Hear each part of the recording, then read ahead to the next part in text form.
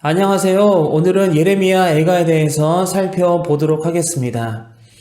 애가라는 단어는 탄식하다 혹은 큰 소리로 울다라는 의미를 가리킵니다. 따라서 예레미야 애가는 예레미야 선지자가 크게 슬퍼하고 탄식하며 통곡하는 내용으로 가득 차 있고 책의 첫 부분부터 슬프다라는 표현으로 시작합니다. 예레미야서를 통해서 남유다가 바벨론에 의해 멸망당하고 백성들이 바벨론에 포로로 잡혀가는 내용을 살펴보았습니다.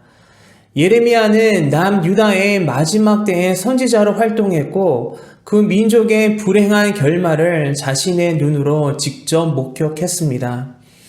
예레미야는 남유다의 멸망을 막아보려고도 했을 것입니다. 그래서 더욱 그 백성들을 향해 외쳤을 것입니다. 눈물을 흘리며 유다 백성들을 위해 기도하며 그들이 다시 돌아오기만을 간절히 바랬습니다. 하지만 그 백성은 끝내 돌아오지 않았고 하나님께서는 결국 계획하신 대로 바벨론을 통해 남유다를 심판하셨습니다. 하나님께서 남유다를 벌하시고 심판하시기로 결심한 후 예레미야 선지자는 남유다 백성들에게 바벨론에 항복하라고 말했지만 그들은 듣지 않았습니다. 그래서 더 처참하게 짓밟히고 무너지고 쓰러졌습니다. 예루살렘은 바벨론 군대에 포위를 당한 후 점령당했습니다. 바벨론 군사들은 백성들을 학살하며 예루살렘을 무자비하게 약탈했고 도성과 성전을 불태우고 성벽도 파괴했습니다. 이렇게 바벨론 군사들은 예루살렘의 거의 모든 것을 처참히 파괴하고 백성들을 포로로 끌고 바벨론으로 돌아갔으며 그 이후 예루살렘은 폐허 상태로 놓이게 되었습니다. 한때는 거룩하고 자랑스러웠지만 이제 참혹하고 비참한 최후를 맞은 예루살렘을 바라보며 예레미야 선지자는 슬픈 애가의 시를 지었습니다. 이렇게 예루살렘의 멸망을 탄식하며 슬퍼하는 내용으로 가득한 노래가 바로 예레미야 애가입니다. 예레미야 애가는 참혹하게 초토화된 한 도시의 장례식을 묘사합니다. 철저히 파괴된 예루살렘과 잡혀가는 백성들을 바라보면서 큰 슬픔에 빠진 예레미야는 예루살렘의 멸망을 돌아보며 애도하고 있습니다. 예레미야 애가는 5개의 슬픈 시로 이루어져 있습니다. 예루살렘의 파괴, 여호와의 분노, 자비를 구하는 기도, 예루살렘의 포위, 그리고 회복을 구하는 기도입니다. 바벨론에게 침공을 당하고 약탈당하는 남유다의 참혹한 모습에 대한 예레미야 선지자의 자세한 목격담이 이 책에 담겨 있습니다.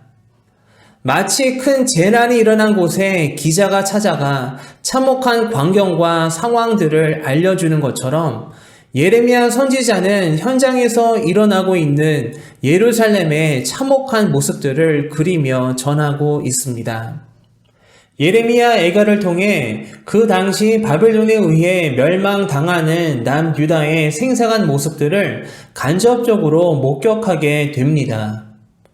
예레미야 애가는 예레미야서의 부록처럼 보입니다. 멸망당한 남유다의 참혹한 모습을 보며 큰 슬픔에 빠진 예레미야의 마음을 잘 표현해주는 기도시와 같은 책입니다.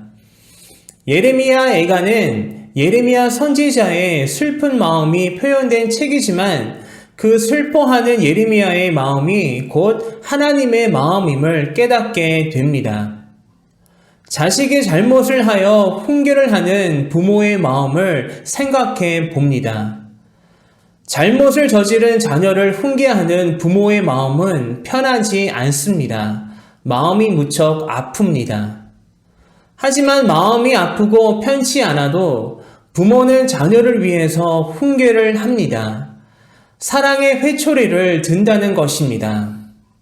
이것이 바로 당시 남유다를 벌하신 하나님의 마음일 것입니다.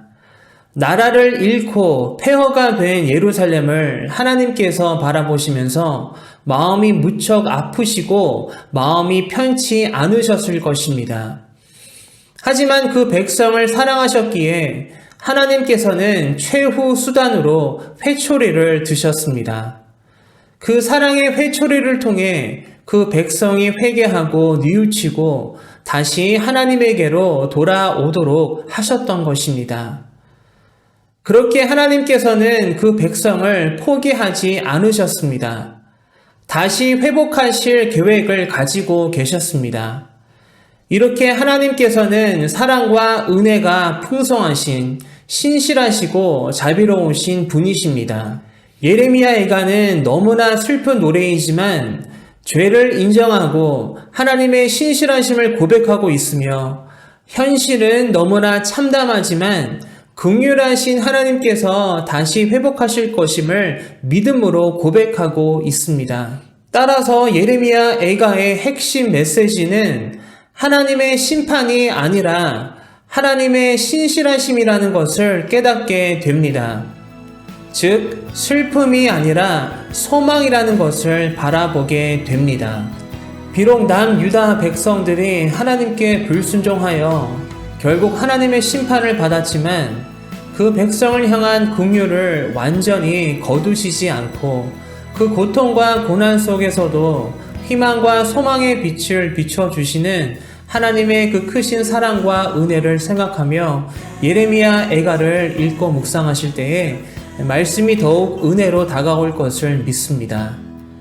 그 백성들을 향한 그 하나님의 긍휼하신 마음과 사랑은 지금 이 시대에 살아가고 있는 우리 모두에게도 향하고 있습니다.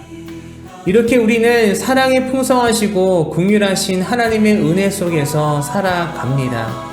그 하나님의 은혜와 사랑에 늘 감사하며 하나님의 마음을 아프게 해드리지 않고 하나님의 자랑스러운 거룩한 자녀로 살아가는 여러분들 되시기를 소망합니다.